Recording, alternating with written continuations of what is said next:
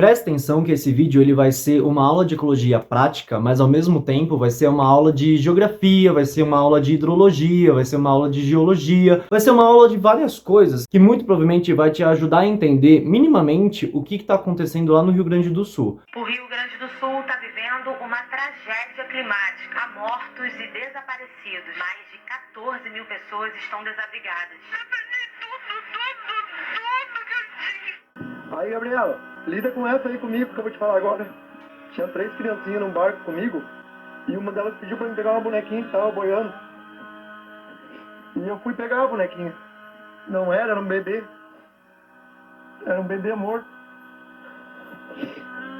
Eu parei, não dei mais coração pra eles hoje. Tô indo embora.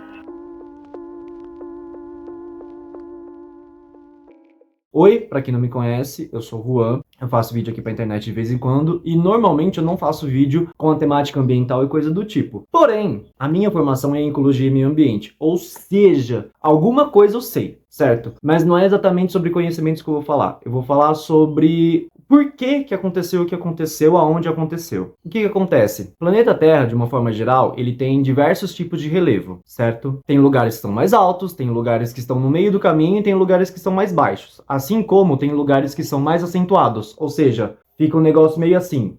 Tem lugares que são mais ou menos ondulados, então eles ficam tipo assim, fazendo um E tem lugares que são mais planos. Qualquer cidade que você vá, você vai ver que vai ter uma ladeira para você subir ou para você descer. Enquanto vai ter lugares onde vai ter uma pista plana, ótima para você andar de skate, ótima para você andar de patins, ótima para você andar de bike, fazer exercícios, porque é uma coisa reta. Você não faz tanto esforço assim para subir ou muito menos, usa de menos esforço para descer. Pensa isso pro planeta todo como um todo. Vai ter lugares que vai ser mais inclinado, vai ter lugares que vai ser mais plano. Além disso, existe uma coisa chamada capacidade de retenção de água, que deve ter um nome mais específico para isso, mas eu vou usar isso porque eu acho que é o mais próximo de uma palavra técnica, mas também que vocês consigam entender. Que é o quê? Toda vez que você vai molhar, sei lá, um vasinho de planta, você vai ver que o vasinho de planta, ele vai ficar molhadinho. Por exemplo, você chega lá com um regadorzinho, dá uma molhada, e aí o solo fica molhado. Uma coisa é o solo ficar molhado porque você está molhando de pouquinho em pouquinho. Outra coisa, por exemplo, você chegar com um balde de água e tacar tudo em cima daquela planta em específico, você vai ver que a planta não vai, nem a planta na verdade, o solo ele não vai absorver a água de uma hora para outra. Tipo, ele vai demorar um tempo para absorver aquela água. De pouquinho em pouquinho, diferentes tipos de solo vão ter capacidades diferentes de reter essa água. Eu não consigo e também não quero explicar direito aqui para vocês como funciona esse esquema de solo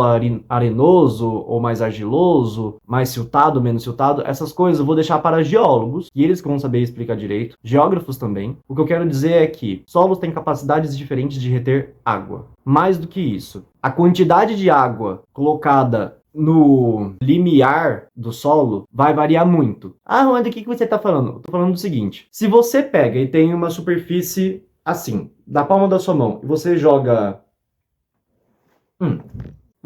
meia xícara de chá nessa superfície, você muito provavelmente vai molhar essa superfície aqui. Essa superfície vai ficar encharcada? Vai ficar encharcada muito provavelmente, mas ainda assim essa água vai ser filtrada para dentro e tudo mais. Se ao invés de meia xícara você colocar uma xícara inteira, vai ficar mais encharcada. Se você colocar um copo inteiro, mais encharcado e por aí vai. Entende? Seguindo esse princípio, vou usar um princípio de hidrologia, que é o quê? Existe uma coisa chamada bacias hidrográficas. Eu, quando estava na faculdade, tinha um mínimo de dificuldade de entender o que era uma bacia hidrográfica. E eu vou tentar explicar para vocês aqui de uma forma que não se pareça tão confuso como na época como eu aprendi. Porque hoje em dia, inclusive, meu TCC foi sobre bacias hidrográficas, meu mestrado vai ser sobre bacias hidrográficas. É uma parada que eu entendo. Isso é uma parada que eu entendo, com toda certeza. Pensa comigo. Vai ter lugares que vão ser mais altos do que outros, igual eu falei no começo do vídeo, certo? Ótimo. Vão ter lugares onde vão existir nascentes, e vão ter lugares onde vão existir riachos, rios, e rios mais largos ainda. Nenhum rio é formado apenas por uma única nascente. Todos os rios são formados por redes de nascentes que formam riachos que chegam a um rio principal. Por exemplo, o rio Tietê vai ter um riachinho minúsculo que vai chegar até o rio Tietê e vai desaguar no rio Tietê. Mais outro, mais outro, mais outro, mais outro, mais outro, que vai escoar até o rio Tietê. O próprio rio Tietê, ele não tem a mesma característica ao longo dele como um todo. Na grande São Paulo, ele vai ter uma determinada característica geomorfológica, ou seja, ele vai se comportar de uma forma X. Quando você vai para Bauru, por exemplo, próximo a Bauru, Pederneiras, essas coisas, o comportamento dele é totalmente diferente. Até mesmo a largura do rio é totalmente diferente. As espécies que estão presentes em um lugar e em outro são totalmente diferentes. Por quê? Em um lugar mais alto, outro lugar mais baixo, você vai ter quilômetros de extensão de um ponto ao outro e que não tem como dizer que é a mesma coisa, porque não é. Vai compartilhar de algumas características? Ainda sim. E apesar dele compartilhar de algumas características, não serão todas, certo? Ótimo. Pensando nisso, isso é só para dar um exemplo de que um rio não é formado apenas por uma única nascente. O que eu quero dizer a respeito de bacias hidrográficas vou usar isso aqui de exemplo. Pensa assim, isso aqui é um grande quadrado de bacia hidrográfica. Tem um monte de dobrinhas aqui, certo? Pensa que, sei lá, ó, cada dobrinha é um rio que tá vindo. E aqui embaixo é mais plano. Chegou aqui embaixo, mais plano. A água que vem daqui de cima e vem escorrendo pra cá, pra cá, pra cá, pra cá, escorre aonde? Aqui. As outras águas também vêm escorrendo pra cá. As daqui também vêm escorrendo pra cá. Tudo bem que tá dobrado assim, mas talvez assim. Eu queria ter alguma coisa mais específica pra poder exemplificar isso. Talvez uma folha. Aqui. Uma folha. Uma folha talvez seja mais fácil. Bom, talvez, mas também não tá fazendo tanta facilidade assim, não. Foda-se, não vou usar nada de exemplo que eu tô vendo que não tô dando conta de usar coisas de exemplo. Quando você chega nas partes mais baixas de uma bacia, essas partes mais baixas vão ser o conjunto de vários afluentes, de vários riachos, que muito provavelmente se encontraram em um rio principal, e este rio principal é onde vai ter a maior quantidade de água. Porque no final das contas vai ser a soma de todos os outros pontos de nascente e todos os outros trechos de riacho que vai desaguar no mesmo lugar. Geralmente as bacias hidrográficas carregam o nome do rio principal da bacia hidrográfica. Por exemplo, a bacia hidrográfica do Amazonas pega o nome do rio Amazonas. Bacia hidrográfica do Tietê, que pega o nome do Tietê. E por aí vai. E dentro de bacias hidrográficas ainda existe subbacias e microbacias e tem outras subdivisões, porque às vezes uma bacia hidrográfica é tão grande e tão extensa, por exemplo, da Amazônia, que tem, sei lá, umas 27, 30 e poucas subbacias inseridas, porque são circuitos de rios muito interligados, e que não tem como dizer que são sistemas únicos, porque na verdade são sistemas de certa forma conectados. Quando você chega na parte mais baixa, você geralmente vai ter regiões mais planas, ou pelo menos tendendo a alguma coisa mais plana. Mesmo que não seja totalmente, mas a tendência do planismo até que existe. O que acontece? Esses lugares de plano, que nem meu avô diz, mas aonde vem a foz do rio, é um lugar de extremo descarte de sedimentos. Por quê? Como vem várias e várias águas de vários e vários lugares que se conectam no rio principal e que vão jogando águas para lá, é nesse lugar que você vai ter um escoamento desses sedimentos e outros elementos da natureza, porque aquele é o ponto de saída principal. Tem algumas bacias hidrográficas que escorrem direto para o mar, tem outras bacias hidrográficas que acabam escorrendo para outras bacias. O que acontece? Quando você tem uma bacia hidrográfica não tão grande assim, mas que ainda assim vem sofrendo de várias e várias chuvas, vai acontecer o que eu falei no começo pro meio do vídeo, que é o solo vai ficar extremamente encharcado.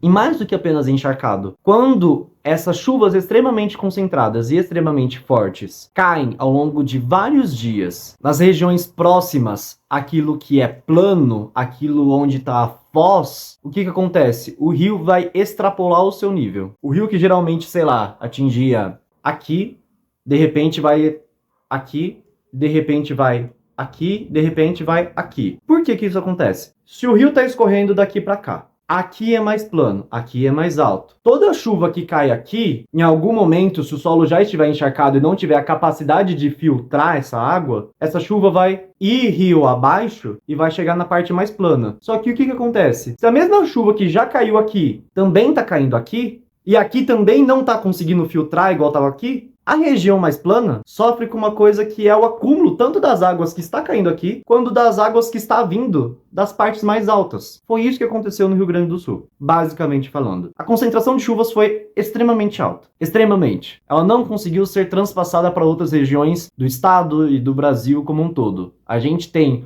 uma zona de pressão atmosférica muito forte de um lado e muito forte do outro. Enquanto o sul está passando por umas chuvas extremas, o sudeste está passando por uma seca extrema. Eu não sei dizer, eu moro no interior de São Paulo, eu não sei dizer há quantos dias não chove aqui na minha cidade. Passa de um mês, no mínimo, e está muito seco. E o inverno está chegando. Ainda não é inverno, estamos no outono. O outono no Brasil, de uma forma geral, ele é mais ou menos chuvoso, mas a tendência dele é ser mais seco. E o inverno no Brasil, por si só, é muito seco, enquanto o verão é muito chuvoso. O verão na minha cidade não choveu. Pelo menos não tanto quanto era esperado. 2, 3 anos atrás choveu bastante. Mas, tipo, eu tive a leve impressão que esse ano não choveu tanto quanto. Fez mais dias de calor, secas extremas e ondas de calor extremas do que de chuvas, de frio. Isso é feito de uma forma geral do tal do aquecimento global. Eu, como ecólogo, tenho responsabilidade de falar para o meu público, mais do que a responsabilidade, eu tenho o dever de falar para o meu público, que aquecimento global é um efeito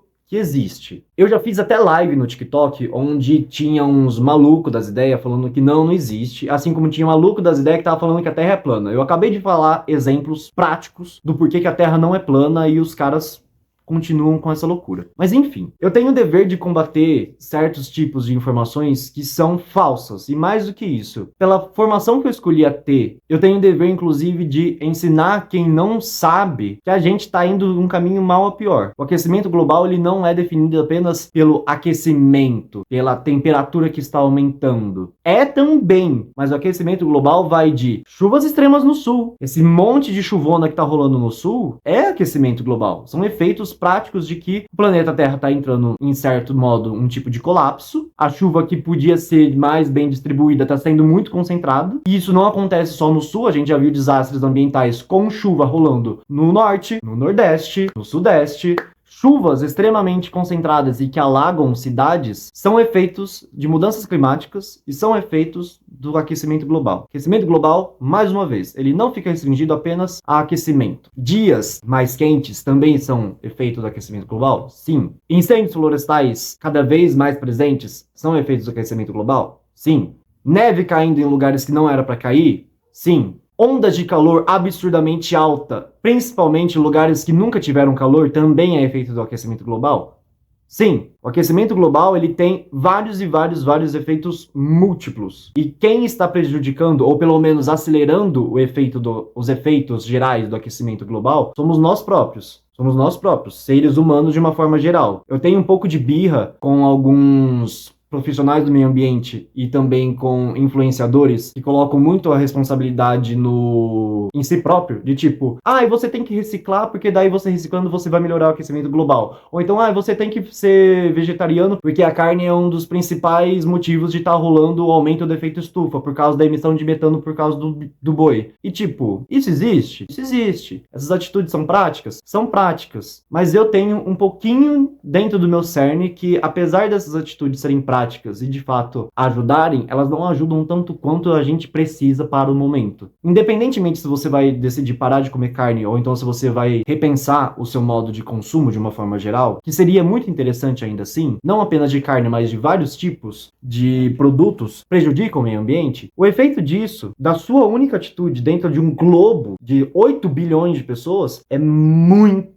pequeno. Para que se torne uma atitude com efeito significativo, tem que virar uma trend, tem que virar uma coisa que a grande maioria das pessoas esteja fazendo. É louvável?